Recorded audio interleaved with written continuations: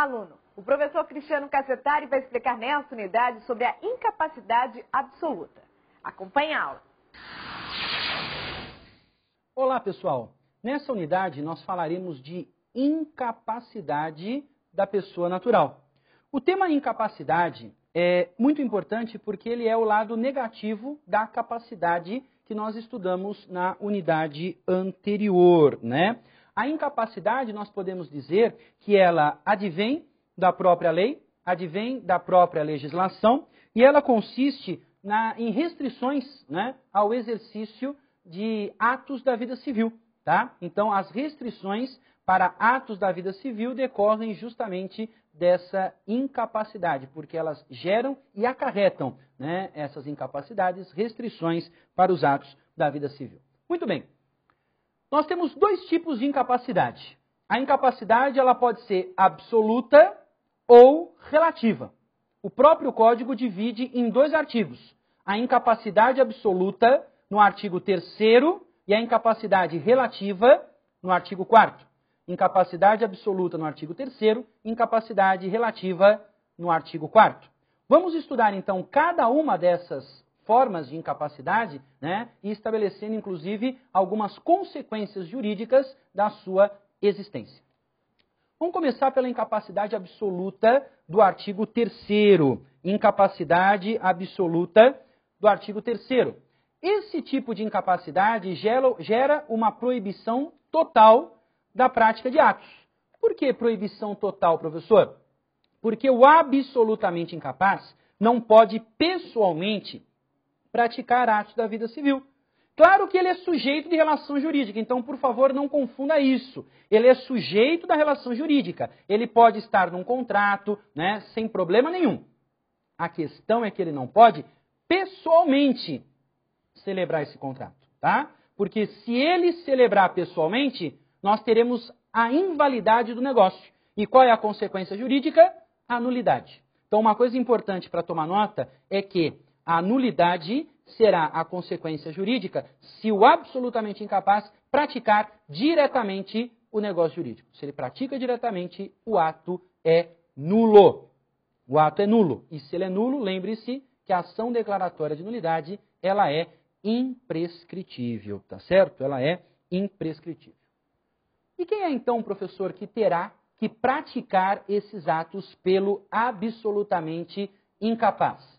Para o absolutamente incapaz, quem deverá praticar os atos em seu nome, então veja, o absolutamente incapaz é sujeito à relação jurídica, só que ele não pode praticar pessoalmente os atos da vida civil, então alguém terá que fazê-lo em nome dele, essa pessoa se denomina representante legal, tá? Então quem vai praticar o ato em nome do absolutamente incapaz é o seu representante legal. Em regra, os pais, né? Os pais são representantes legais, tá certo? Mas nós precisamos tomar muito cuidado, porque quando se fala em incapacidade, a mesma não se dá somente por idade.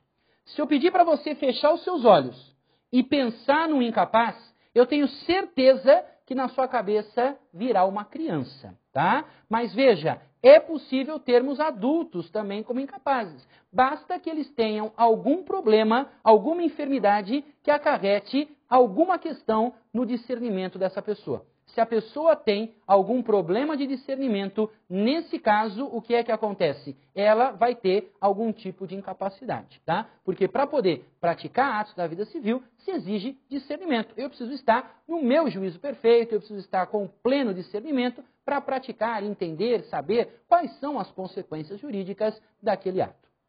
E quais são, então, professor, os absolutamente incapazes? Quem são essas pessoas, né? Nós encontraremos essas pessoas no artigo 3º, como eu disse, do Código Civil. O Código Civil coloca no artigo 3º o seguinte: são considerados absolutamente incapazes de exercer pessoalmente os atos da vida civil. 1. Menor de 16 anos. Então, os menores de 16 anos são absolutamente incapazes. Menores de 16 anos que são tratados como menores impúberes, tá? Menores impúberes. Menor de 16 anos, menor impúbere. É absolutamente incapaz. Depois do inciso 2, nós temos os que por enfermidade ou deficiência mental não tiverem o necessário discernimento para a prática desses atos. Então ele está tratando aqui do enfermo mental e do deficiente mental. Esse enfermo mental e deficiente mental aparece muito em prova, porque veja, essas questões relacionadas à incapacidade aparecem em prova teste, em prova de primeira fase, onde o examinador coloca num certo ou errado, né, se existe uma incapacidade absoluta ou relativa. E aí é você que terá que verificar se a incapacidade é absoluta, se ela é relativa e se a assertiva está correta ou se ela está incorreta, tá certo? Então, cuidado aqui com o deficiente mental e com o enfermo mental, porque ele aparece também no rol dos relativamente incapazes, tá certo? Ele vai estar presente nos dois artigos, tanto no terceiro quanto no quarto, tá? Ele vai estar presente no rol dos absolutamente incapazes e dos relativamente incapazes. E qual é a diferença, professor? Então você está anotando aí. Você já colocou o menor impúber e o menor de 16. Agora, você colocou o enfermo ou deficiente mental. Só que você tem que complementar. Para ser absolutamente incapaz, o enfermo ou deficiente mental não pode ter discernimento para a prática de atos da vida civil. A chave é o não ter discernimento. Aliás, você podia deixar isso grifado, não ter discernimento, tá? O discernimento foi retirado integralmente, o discernimento foi retirado totalmente. Se não tem discernimento, é absolutamente incapaz o deficiente ou enfermo mental, tá certo? E o terceiro, é absolutamente incapaz, que aparece ainda no artigo 3º, é justamente aquelas pessoas que mesmo por causa transitória não podem exprimir a sua vontade.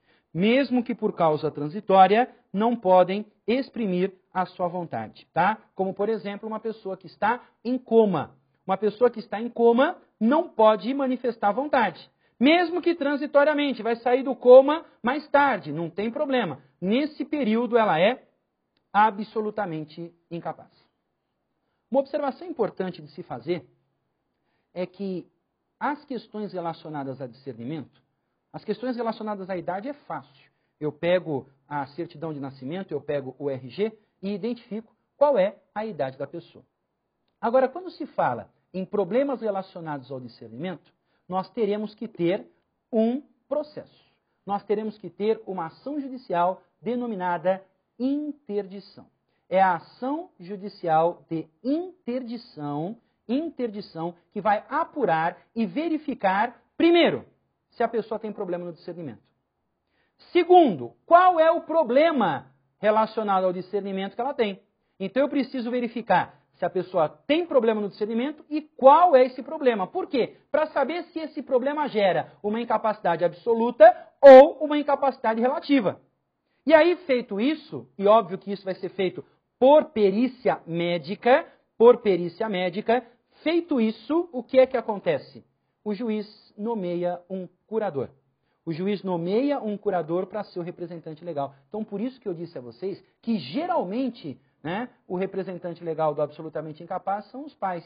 Porém, nada obsta que os curadores sejam representantes legais. Por quê? Porque a incapacidade pode se dar também por questões de discernimento, não somente por questões de idade.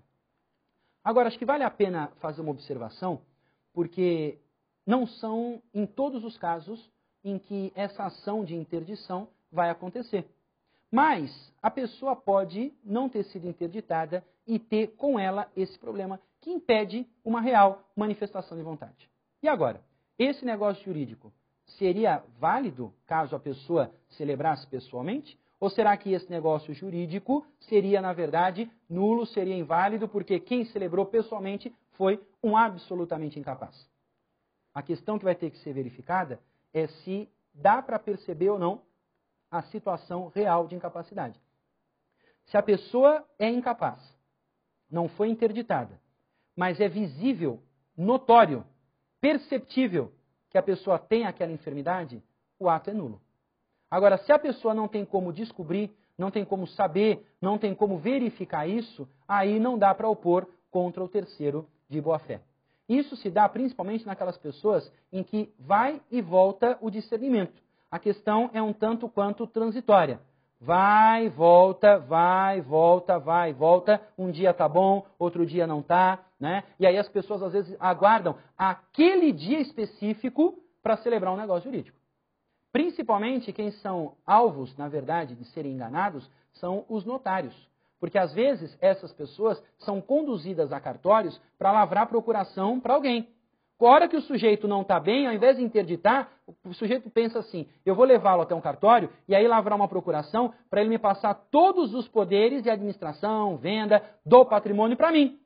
E aí, nesse caso, o que acontece? Lavrada essa procuração, né, a pessoa ainda continuaria mal, não interdita, porque se interditar, a procuração é extinta, né? Olha só, a interdição é causa extintiva da procuração, então ficam levando a pessoa em banho-maria. Então precisa tomar muito cuidado, porque se o tabelião visualizar, verificar que a pessoa não tem condições de praticar atos da vida civil, ele não vai perguntar se está interditado, como que foi o processo, se registrou isso, né? Porque a interdição tem que ser levada ao registro civil, vai perguntar nada disso.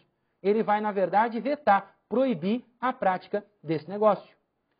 Mesma coisa, por exemplo, com dependentes de drogas, né? Dependentes tóxicos e dependentes de álcool, alcoólatras, tá? Igualzinho, mesma coisa. Se a pessoa chega num tabelionato de notas para lavrar uma escritura em como alcoólico, numa situação ali, né, completamente desesperadora, porque na verdade ela está com o seu discernimento totalmente comprometido, né? Ou se a pessoa está entorpecida aí por algum entorpecente, né? Então, nesse caso também, não será lavrado o negócio independentemente de ter ou não a questão da interdição, tá? A interdição, ela é estudada na parte do Código Civil que se trabalha a questão da curatela, tá? Da curatela.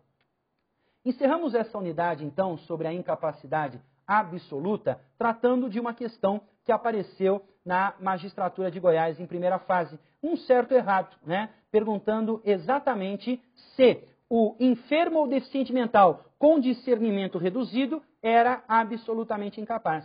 Verdadeiro ou falso? Óbvio que o deficiente ou enfermo mental só é absolutamente incapaz se o seu discernimento for retirado totalmente. Se ele é reduzido, ele não é absolutamente incapaz. Então, essa assertiva era falsa. Tá bom? Nos vemos, então, numa próxima unidade. Até mais. Muito bem. Agora consulte o livro da disciplina para complementar o estudo desta unidade que trata da incapacidade absoluta e resolva os exercícios. Continue firme nos estudos para ter sucesso nas provas de concurso. Até a próxima!